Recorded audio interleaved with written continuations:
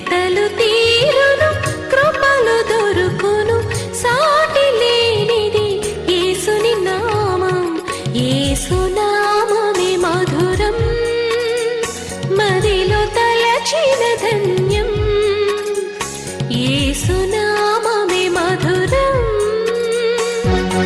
ప్రభువు నందు ప్రియమైన దేవుని బిడ్డలారా, మీకు శుభము కలుగును గాక. ప్రార్థన చేసుకుని వాక్య ధ్యానానికి వెళదాము. మమ్మలను మిక్కిలిగా ప్రేమిస్తున్న మా ప్రియ పరలోకపు తండ్రి, మీ పరిశుద్ధ గణనామమునకు వందనాలు, స్తోత్రాలు. నేటి వాక్య ధ్యానము ద్వారా మాతో మాట్లాడండి. ఘనత, మహిమ, ప్రభావాలు పొందండి. యేసునామాన్న వేడుచున్నాము, ఆమేన్. ప్రియమైన దేవుని బిడ్డలారా, ప్రకటన గ్రంథము 22వ అధ్యాయము నుండి కొన్ని మాటలు నేను మీకు చెప్పాలని ఆశిస్తున్నాను. దీనిలో ప్రధాన సందేశం 7వ వచనంలో, ఇదిగో నేను త్వరగా వచ్చుచున్నాను, ఈ గ్రంథములోని ప్రవచన వాక్యములను గైకొనువాడు ధన్యుడు అని వ్రాసిన మాట మనం ధ్యానిద్దాం. ఈ వచనము యేసుక్రీస్తు ప్రభువు వారు స్వయముగా పలుకుచున్న మాటగా మనం స్వీకరించాలి. ఆ దూత ఇలాగు నాతో చెప్పెను అని ప్రారంభించిన 6వ వచనం తన దూతను పంపెను అనే మాటతో ముగుస్తోంది. కనుక ఇక్కడ ఈ మాట దూత చెప్పింది కాదు అంటానికి ఆధారం ఆ దూతను పంపాడు అనేది వ్రాస్తున్నాడు. 8వ వచనంలో, యోహానును నేను ఈ సంగతులను వినినవాడను చూచినవాడను, నేను విని చూచినప్పుడు వీటిని నాకు చూపుచున్న దూత పాదముల ఎదుట నేను నమస్కారము చేయుటకు సాగిలపడ్డాను అన్నాడు. ఇక్కడ దేవుని యొక్క దూత ప్రవక్తలకు, ఆత్మలకు దేవుడగు ప్రభువు త్వరలో సంభవించబోవునవి చూపిస్తున్నాడు నా ద్వారా అని చెబుతున్నాడు. నన్ను పంపాడు, నేను అందుకే చెబుతున్నాను అన్నాడు. ప్రకటన 1:1లో యేసుక్రీస్తు తన దాసులకు అప్పగించుట కొరకు దేవుడు ఆయనకు ఇచ్చిన ప్రత్యక్షత. కనుక యేసుక్రీస్తు తన దాసులకు తన దూత ద్వారా సందేశాన్ని ఇస్తూ ఈ మాట చెప్పారు, నేను త్వరగా వస్తున్నాను అని చెబుతున్నాడు. ఇదిగో నేను త్వరగా వస్తూ ఉన్నాను. యేసుక్రీస్తు ప్రభువు వారి యొక్క 2వ రాకడ కొరకై ప్రపంచ క్రైస్తవ సంఘము ఎదురు చూస్తోంది. మెస్సియా యొక్క రాకకై ఇశ్రాయేలు ఎదురు చూస్తోంది. ఇజ్రాయేలు దేశము, ఇశ్రాయేలు ప్రజలు మెస్సియా కొరకు ఎదురు చూస్తున్నారు. కొంచెం వివరణ ఇస్తాను, జాగ్రత్తగా వినండి. ఎవరు Messiah? Old testament prophecies about the coming king of Israel, about the coming ruler of the world. ప్రపంచ రాజుగా రాబోతున్నటువంటి తమ రాజు కొరకు ఇజ్రాయేలు దేశం ఎదురు చూస్తారు.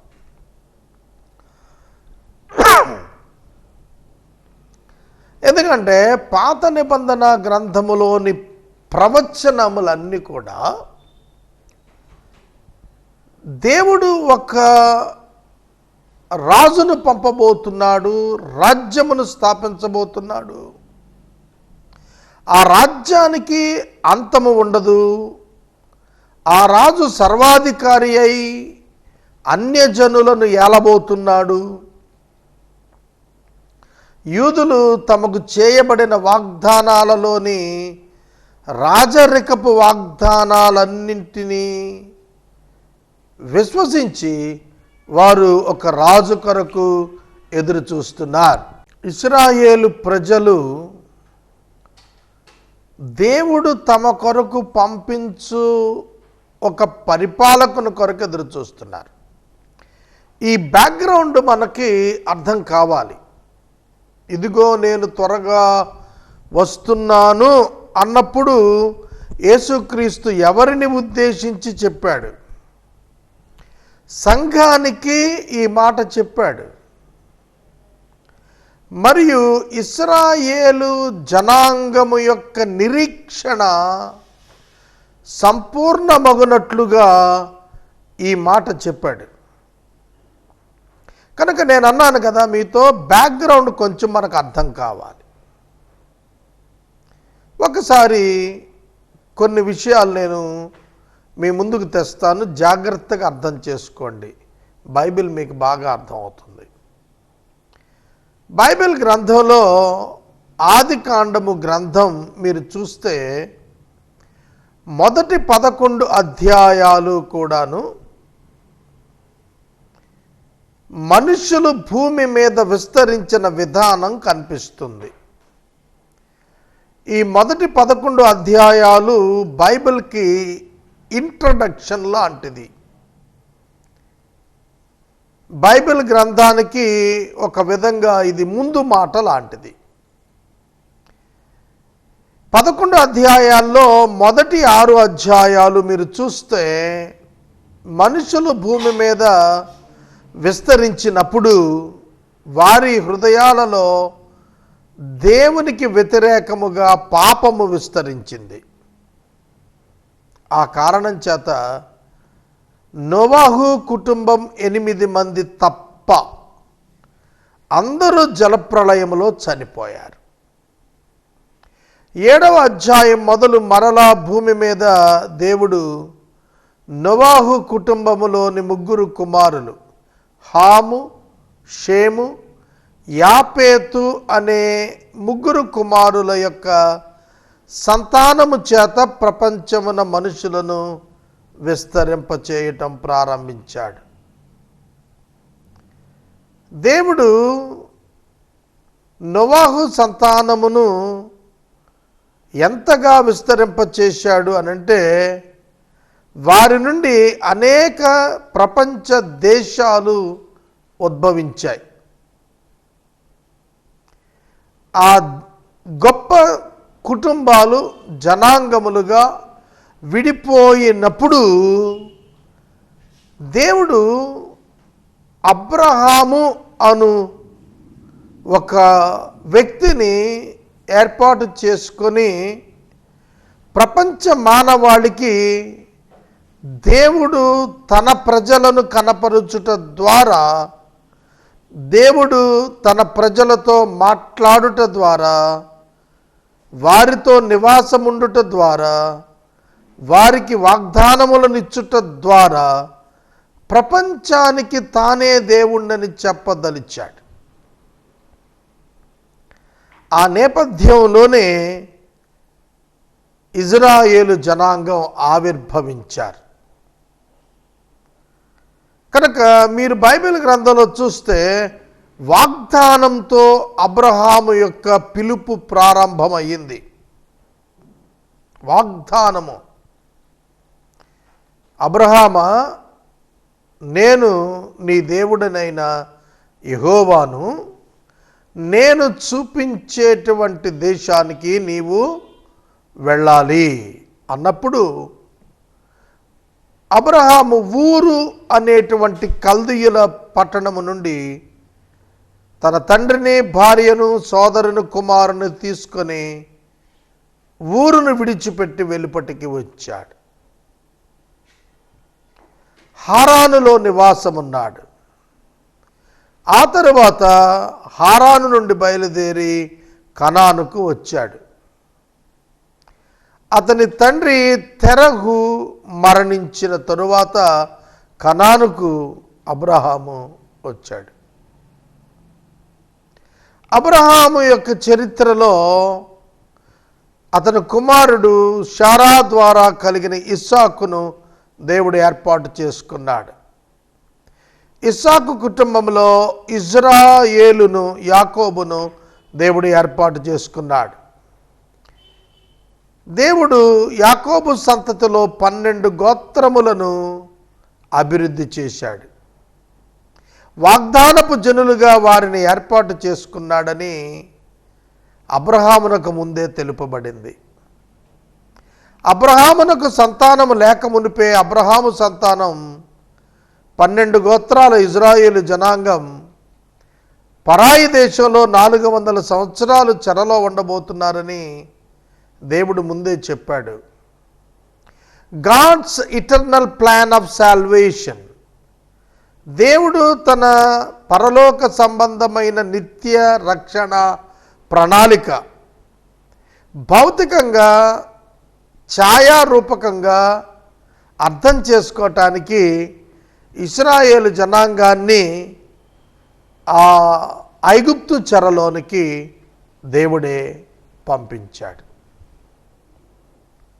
సహోదరుడా, సహోదరి, దైవిక సార్వత్రిక ప్రణాళిక యేసుక్రీస్తునందు దేవుడు దేనినైతే నెరవేర్చబోతున్నాడో దానిని గ్రహించుటకు భూమి మీద దేవుడు ఇశ్రాయేలు అను ఒక జనులను ప్రజలను ఏర్పాటు చేసుకొని ప్రపంచమునకు తానే దేవుడును అనే ఒక సార్వత్రిక సత్యాన్ని తెలియపరుస్తున్నాడు. అందుకే ఇజ్రాయేలు యొక్క చరిత్ర మనకు బైబిల్ గ్రంథములో పాత నిబంధనలో అంతటిలో కూడా వ్రాయబడింది. ఆదికాండము 12వ అధ్యాయము తరువాత మలాకీ గ్రంథం వరకు కూడా మెయిన్ ఫోకస్ అంతా కూడా వ్రాయబడిన హిస్టరీ అంతా కూడా ఈ 12 గోత్రాలకు చెందినటువంటిదిగానే కనిపిస్తుంది. అబ్రహామునకు దేవుడు ఏ వాగ్దానం చేశాడో ఆ వాగ్దానము నెరవేర్చుట ద్వారా తాను ఏమై ఉన్నాడో మనుషులు గుర్తెరుగునట్లుగా తన ప్రణాళిక ఏమై ఉన్నదో దాని నిజ అర్థాన్ని లోకము గుర్తెరుగునట్లుగా దేవుడు ముందస్తుగా ఇజ్రాయేలు జనాంగానికి చారిత్రాత్మకంగా తన ప్రణాళికను వ్యక్తపరుస్తూ వచ్చాడు. సహోదరుడా, సహోదరి, అందుకే ఇశ్రాయేలీయుల చరిత్ర మీరు చూస్తే ఐగుప్తు నుంచి వారు వెనుకకు మోషే నాయకత్వంలో నడిపించబడి యెహోషువ నాయకత్వంలో కనాను దేశానికి వారు వచ్చిన తరువాత దేవుడు వారికి న్యాయాధిపతులను ఇచ్చి పరిపాలన చేయించాడు.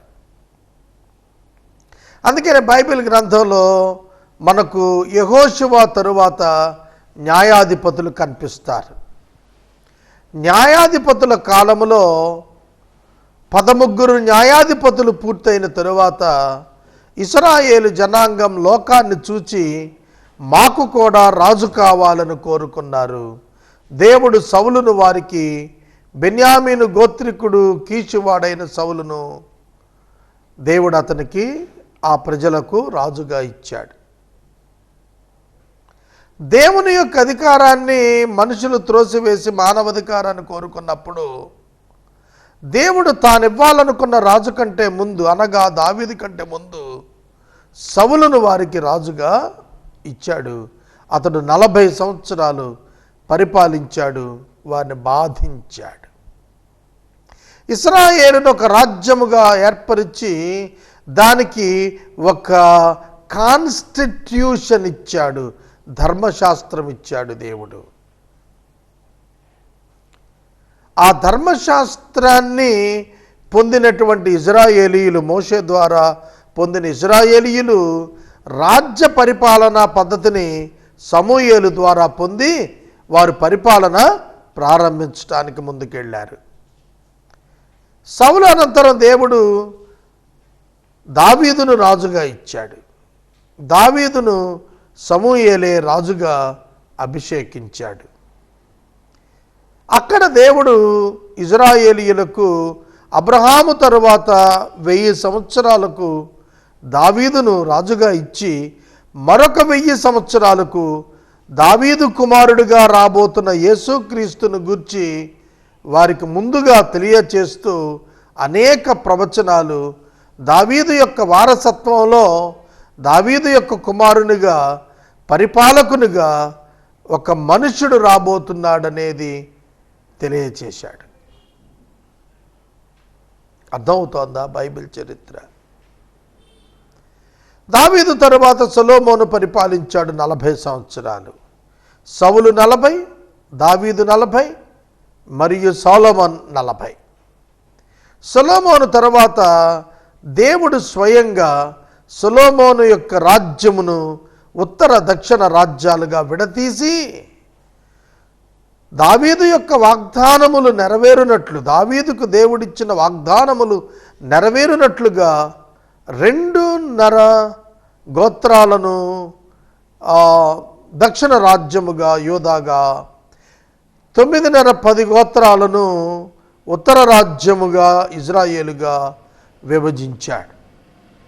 ఇజ్రాయేలు రెహబాము, యెరోబాము అనే వారి చేత పరిపాలించబడినట్లుగా దేవుడు 2గా విడగొట్టాడు. ఉత్తర రాజ్యము యెరోబాము, దక్షిణ రాజ్యము రెహబాము, సొలొమోను కుమారుడు పరిపాలించారు. చరిత్ర ఆ విధంగా రాజ్యము విడి ఉత్తర రాజ్యము ఇజ్రాయేలు 10 గోత్రాల రాజ్యము 19 మంది రాజుల చేత పరిపాలించబడింది. అందరూ చెడ్డ రాజులే. క్రీస్తు పూర్వం 722లో వారు అష్షూరుకు చెరకు వెళ్ళిపోయారు.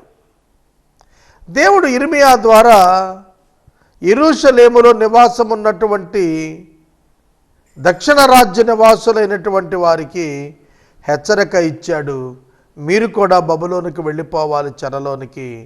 ఎందుకంటే 490 సంవత్సరాలు మీరు దేవునిని ఆరాధించక గడిపిన కాలాన్ని జ్ఞాపకం చేసుకోండి. రాజుల కాలంలో విశ్రాంతి దినమును ఆచరించని కారణం చేత దేవుడు మీకు 70 సంవత్సరాల చెర బబులోనులో ఏర్పాటు చేశాడు. అక్కడికి మీరు వెళ్ళాలి అని ఇర్మియా ద్వారా దేవుడు ప్రకటనలు ఇచ్చాడు.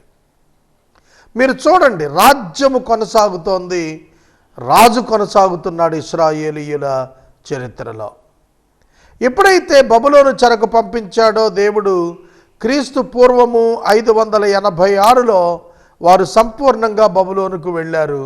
605 నుండి 586 మధ్య 20 సంవత్సరాల్లో 3 దఫాలుగా నెబుకద్నెజరు యొక్క నాయకత్వంలో, రాజరికంలో, చక్రవర్తి తత్వంలో వారంతా కూడా బబులోనుకు వెళ్ళారు. బబులోనుకు వెళ్ళినప్పుడు యెరూషలేములో సొలొమోను చేత కట్టబడిన దేవాలయం పడగొట్టబడింది. రాజ్యము మందిరము, రాజ్యము దేవాలయము, రాజు సింహాసనము దేవుని సింహాసనము ప్యారలల్గా వెళుతూ వచ్చాయి ఓల్డ్ టెస్టిమెంట్లో. ఆ తరువాత 70 సంవత్సరాలు 3 రాజుల యొక్క పరిపాలనలో నెబుకద్నెజరు, దర్యావేషు, బెల్షజరు అనే రాజుల కాలంలో 70 సంవత్సరాలు వాళ్ళు చెరలో ఉన్నారు. అదే కాలంలో అష్షూరుకు చెరకు వెళ్ళిన 10 గోత్రాల ఉత్తర రాజ్యాన్ని నెబుకద్నెజరు జయించి తన రాజ్యంలో కలుపుకోవటం చేత 12 గోత్రాల ప్రజలు బబులోను యొక్క చెరను అనుభవించినట్లుగా మనకు అర్థమవుతోంది. రాజ్యము రాజు, రాజ్యము పోయి అన్య రాజుల చేత పరిపాలించబడిన కాలంలో కోరేషు అను రాజు చేత దేవుడు వారిని వెనుకకు పంపించినట్లు జెరుబ్బాబెలు నాయకత్వంలో తిరిగి యెరూషలేములో దేవాలయ నిర్మాణం సంపూర్ణమైనట్లు క్రీస్తు పూర్వము 536లో మరలా తిరిగి ఇజ్రాయేలు జనాంగము దేవాలయమును కలిగి వారు తమ యొక్క దేవుని ఆరాధించుట కొరకు కూడుకున్నట్లుగా వాక్యం సెలవిస్తుంది. ఆ తరువాత మలాకీ గ్రంథము ముగిసే వరకు కూడా ఇశ్రాయేలు జనాంగానికి దేవోక్తి పంపబడింది. ప్రవక్తలు ఉన్నారు, ప్రవక్తలు వాక్యమును వారికి బోధించారు. అయితే బబులోను నుండి తిరిగి వచ్చిన తరువాత వారు సంపూర్తి విధానములో రాజ్యమును రాజును పొందలేకపోయారు. ఇది చాలా ప్రాముఖ్యమైనటువంటిది. ఇదిగో నేను త్వరగా వస్తున్నానని చెప్పిన యేసుక్రీస్తు ప్రభువు కొరకు ఆయననే మెస్సియాగా ఎదురు చూస్తున్నటువంటి ఇజ్రాయేలు బబులోను చెర అనంతరం యేసుక్రీస్తు ప్రభువు కొరకు ఎదురు చూస్తున్నటువంటి వారు సరి అయినటువంటి రాజ్యాన్ని, రాజును, తిరిగి రాజ్యరికపు అనుభవాలను వారు సంతరించుకోలేకపోయారు. పైగా రోమియుల యొక్క పరిపాలనలో వారు చాలా భయంకరమైనటువంటి బానిసత్వాన్ని అనుభవించాల్సి వచ్చింది. యేసుక్రీస్తు ప్రభు జన్మించినటువంటి కాలములో రోమియులు ఇశ్రాయేలీయులను పరిపాలిస్తున్నారు. కైసరు చక్రవర్తిగా ఉన్నాడు, హేరోదు గవర్నర్గా ఉన్నాడు. కనుక పిలాతు ఒక ప్రాంతాన్ని పరిపాలిస్తూ ఉన్నాడు. హేరోదు రాజుగా ఉన్నాడు, పిలాతు గవర్నర్గా ఉన్నాడు. కనుక యేసుక్రీస్తు ప్రభువు వారి యొక్క 33.5 సంవత్సరాల యొక్క జీవితం భూమి మీదకు వచ్చేటువంటి కండిషన్స్ మనం చూస్తున్నట్లయితే ఇశ్రాయేలీయులు పన్నుల చేత పీడించబడుతున్నారు. తమ దేశములో తాము నివసిస్తూ పరాయి రాజులకు పన్నులు కట్టేటువంటి దౌర్భాగ్య స్థితిలో ఉండి వారు దేవుని వాగ్దానాలలో ఉన్నటువంటి రారాజుగా రాబోతున్నటువంటి మెస్సియా కొరకు వారు ఎదురు చూస్తున్నారు. ఇదిగో నేను త్వరగా వస్తున్నానన్న యేసుక్రీస్తు ప్రభు ఇశ్రాయేలీయులకు పరిపాలకునిగా భూమి మీదకు రాబోతున్నాడు. 1000 ఏండ్ల పరిపాలన సాధించుటకు, ఆయన రాజ్యమును స్థాపించుటకు ఆయన తెల్లని గుర్రము మీద తన సైన్యములతో బయలుదేరి పరిశుద్ధులను తీసుకుని భూమి మీద ఒలీవ కొండ మీద అడుగు పెట్టబోతున్నాడు. ఇదిగో నేను త్వరగా వస్తున్నాను అనేటువంటి వాక్యము సంగమునకు రహస్య రాకడను, ఇశ్రాయేలునకు నిరీక్షణ కలిగించున్నట్లుగా ఒక భౌతికమైనటువంటి రాకడను జ్ఞాపకం చేస్తాను. ఆయన త్వరగా వస్తున్నాడు. ఎప్పుడు చెప్పాడో తెలుసా ఈ మాట? దేవుని యొక్క సంపూర్ణ ప్రణాళికను ప్రవచనాత్మకంగా దేవుడు వర్ణించిన తరువాత ఈ మాట చెప్పాడు. జరగవలసిన సంగతులు సంపూర్ణమైన తరువాత ఆయన వస్తున్నాడు. ఏమి జరగవలసిన సంగతులు ఉన్నవి అనగా, దేవుని కుమారుడైన యేసుక్రీస్తునందు విశ్వాసము ఉంచని మానవులు దైవ ఉగ్రతను సంపూర్ణంగా పొందిన తరువాత ప్రభు అయిన యేసుక్రీస్తు వస్తున్నాడు. ఎస్కటలాజికల్ స్టడీస్, అంత్యకాలములో జరగబోతున్న సంగతుల యొక్క వివరణను తెలియచేస్తూ యేసుక్రీస్తు రావాలి, యేసుక్రీస్తు రాజ్యము చేయాలి. ఇశ్రాయేలీయులకు రాజ్యము ఇవ్వబడాలి. ఇశ్రాయేలీయులకు తిరిగి దేవాలయము కట్టబడాలి. ఇశ్రాయేలీయులకు వ్యతిరేకముగా లేచిన ప్రపంచం అణచబడాలి.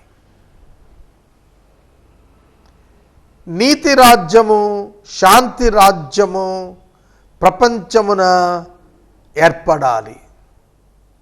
ఇప్పుడున్న రాజ్యములన్నింటినీ దానియేలు గ్రంథములో చెప్పబడిన దర్శనము చొప్పున ఆకాశము నుండి వచ్చిన ఒక చేతిలోని రాయి తుత్తుని ఎలుగ చేసింది. ప్రపంచ రాజ్యాల రాజ్యాధినేతలు యేసుక్రీస్తు ప్రభువు వారి యొక్క రాకడలో ఆయన చేత జయించబడి రాజ్యము క్రీస్తు ఏలుట ద్వారా ప్రపంచవ్యాప్తముగా శాంతి రాజ్యం ఏర్పడబోతోంది. అందుకు ఆయన త్వరగా వస్తున్నాడు. ఇశ్రాయేలు ఎదురు చూస్తోంది యేసు రాకడ కొరకు. సంఘం ఎదురు చూస్తోంది ఆయన ఆకాశ మధ్యమానికి ఆయన రావటం కొరకు. ఈ సువార్త లోకమంతటా ప్రకటించబడాల్సింది ఉంది. బైబిల్ని అర్థం చేసుకోవటానికి బైబిల్ యొక్క ప్రతి విధమైనటువంటి చరిత్ర మనం గ్రహించటానికి ముందుకు వెళ్ళాలి. అందుకే బైబిల్ 4వ పర్యాయం నేను ప్రారంభించినప్పుడు యూట్యూబ్ ఛానల్స్ ద్వారా భారతీయ, ఆసియా ప్రధాన భాషల్లో కోట్ల కొలది, వందల కొలది కోట్ల మంది ప్రజలు దేవుని వాక్యమును వినేటట్లు. ఎందుకంటే ప్రపంచ ఖండాలలో ఆసియా ఖండం అతిపెద్దది. ఆసియాకు దేవుడు పేతురును పంపాడు. ఆసియా ఖండానికి ప్రధాన భాషల్లోనికి దేవుని వాక్యపు వ్యాఖ్యానాన్ని తీసుకెళ్లాలని నేను ప్రయత్నం చేస్తున్నాను. సహోదరుడా, సహోదరి, రాజ్యము కొరకు చూస్తున్న ఇశ్రాయేలు రాజ్యము పొందబోతోంది. రారాజు కొరకు ఎదురు చూస్తున్న సంఘం రారాజును తాము పొందబోతున్నారు. తమ రక్షకుని చెంతకు తాము చేరబోతున్నారు. ప్రార్థన చేద్దాం. మమ్మల్ని మిక్కిలిగా ప్రేమిస్తున్న తండ్రి, వందనాలు, స్తోత్రాలు. నువ్వు త్వరగా వస్తున్నావని మేము చూస్తున్నాం ప్రభు. మా జీవితాలు 70 సంవత్సరాలు, అధిక బలం ఉంటే 80 సంవత్సరాలు. మీ దీర్ఘ శాంతము చేత మీరు చేస్తున్న ఆలస్యం మాకు తరతరాలకు దీవెన అవుతోందని కృతజ్ఞతలు చెల్లిస్తూ విన్న వాక్యము ఫలించున్నట్లు చేయమని యేసు ప్రభువు ద్వారా అడుగుచున్నాము తండ్రి. ఆమెన్. తండ్రి అయిన దేవుని ప్రేమ, కుమారుడైన యేసయ్య కృప, పరిశుద్ధాత్ముని అన్యోన్య సహవాసం సదా మనకు తోడయుండును గాక. ఆమెన్.